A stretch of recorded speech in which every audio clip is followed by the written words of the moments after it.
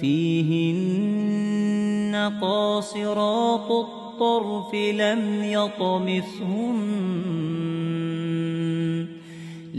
يطمثهن إنس قبلهم ولا جان فبأي آلاء ربكما تكذبان كأنهن الياقوت والمرجان